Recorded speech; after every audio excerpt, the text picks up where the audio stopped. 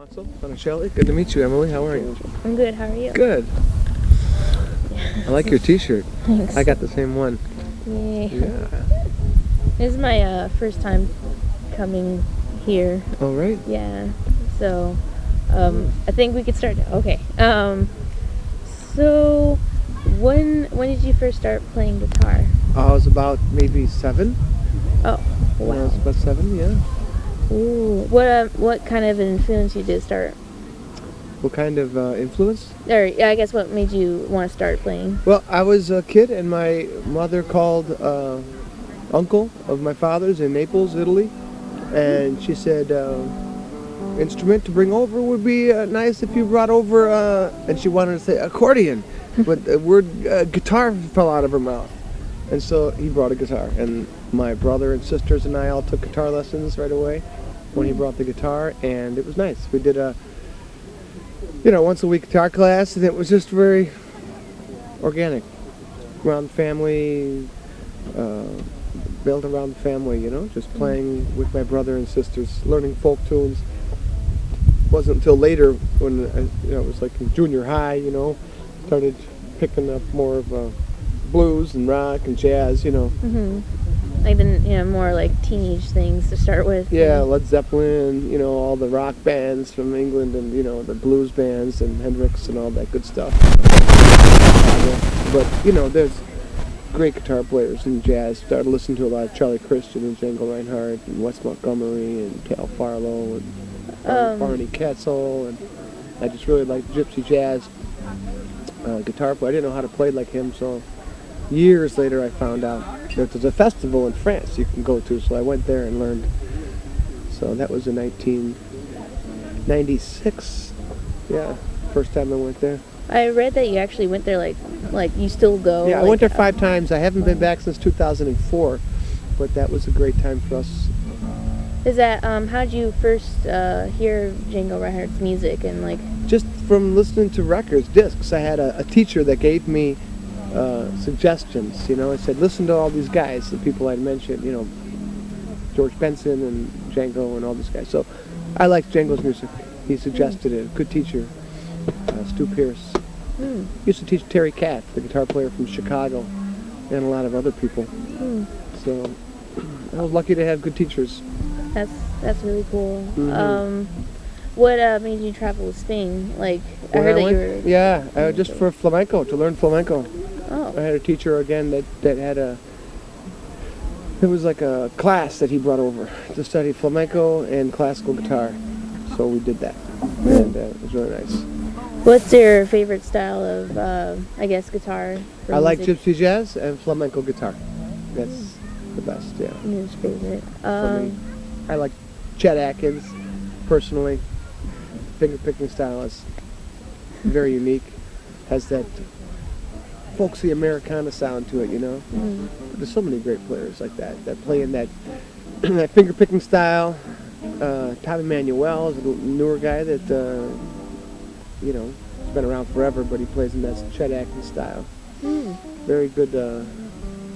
Lenny Bro, really like him a lot. And so many flamenco players. Wow. Yeah. You know a lot. I'm just like. There's just tons. Yeah. Wow. How many instruments do you play? It says you're a multi-instrumentalist. Yeah, I do. I play a little violin, and I played Irish music on the whistle and the Irish bodhrán, and I'm a national 1994 mountain dulcimer champion. I did that years ago. I spent a lot of time playing with that instrument. It's a lot of fun. Played some didgeridoo, a little this and a little that, upright bass. But I focus mostly on the guitar. Mm-hmm. Wow, that's a lot of instruments. It's really cool. Mix it up. Is the dulcimer that one that's like? It's on your lap. It's on your lap. Yeah, it's on your lap. It's not the hammer dulcimer. It's not the hammer. Yeah, everyone thinks that is the dulcimer that I play. It's the lap dulcimer, which is cool. It's actually America's only indigenous folk instrument.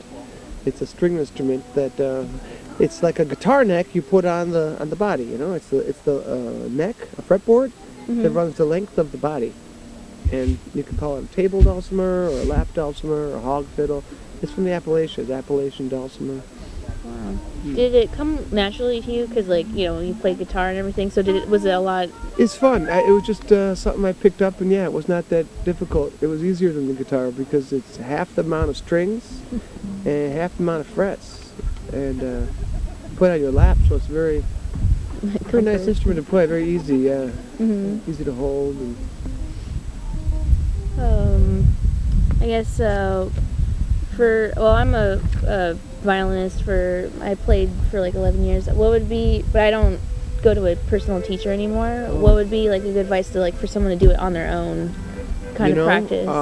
Try to emulate and copy the recordings of a violin player that you really highly respect and love. You know, if you're into Gypsy jazz, you want to learn some of the music of Stefan Grappelli, you would take a solo and try to learn that solo, note for note, exactly the way he plays it.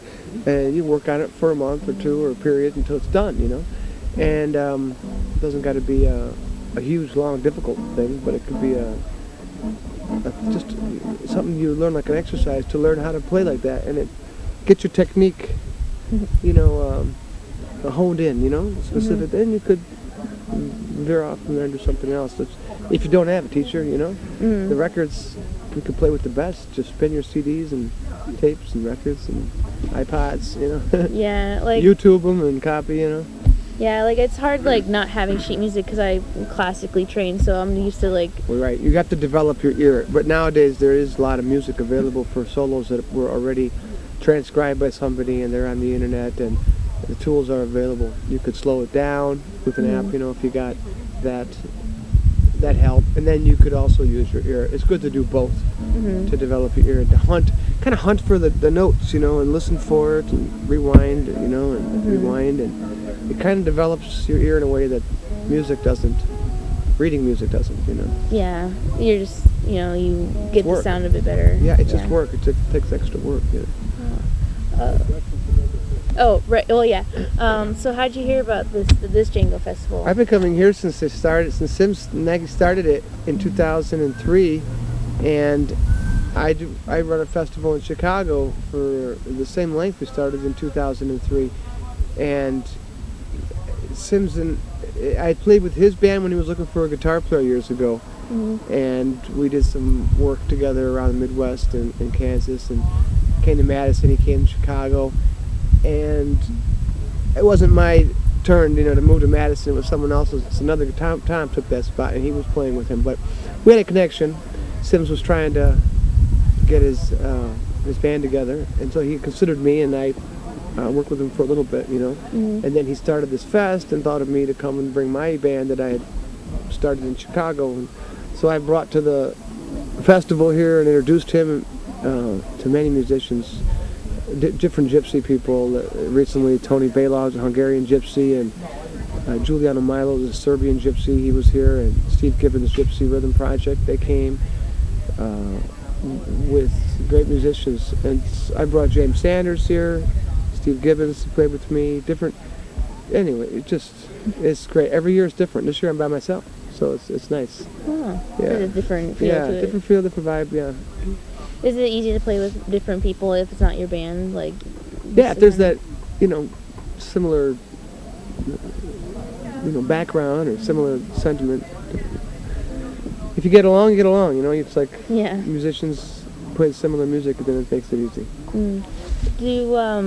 You had two different violinists, different violin people in your bands. Yes. To compare, what is it interesting having different styles? Yeah, there's different players. Everyone has a different style. Everyone responds as an improvising musician differently. You have Tony Balog, who's a Hungarian Gypsy, who's got a lot of history behind him playing Hungarian music, and the harmony that goes with the music. And his sense of harmony is impeccable, and his intonation is fantastic. It's amazing. So he adds to the group what he has. Steve Gibbons has the same attributes, very good with harmony, and he has a different sound. Amazing musician and improviser, creative spirit, And James Sanders, the other violinist I play with, Latin side, different Latin feel and classical. Kyle Dillingham, I played with him for a bit. He out of Oklahoma. He's got a really good gypsy feel and fiery player and a lot of American bluegrass sound here. So there you go. I mean, there's a little. Everyone's got their own sound and everyone's fun to play with, but you can't have everyone in your band all at the same time, you know. Yeah. Otherwise, you're an orchestra leader, you know. So. Well, it's nice to meet you. Good to meet you too. Yeah. Emily, have a great day. You Thanks. too. Thank you. I can't wait to see you play. Enjoy the apple. Thank you.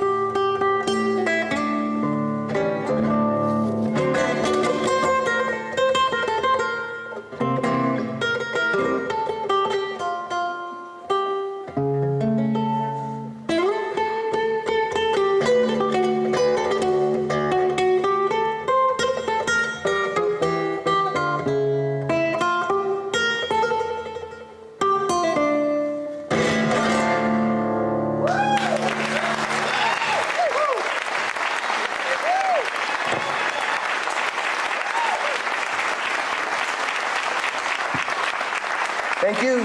Thank you so much.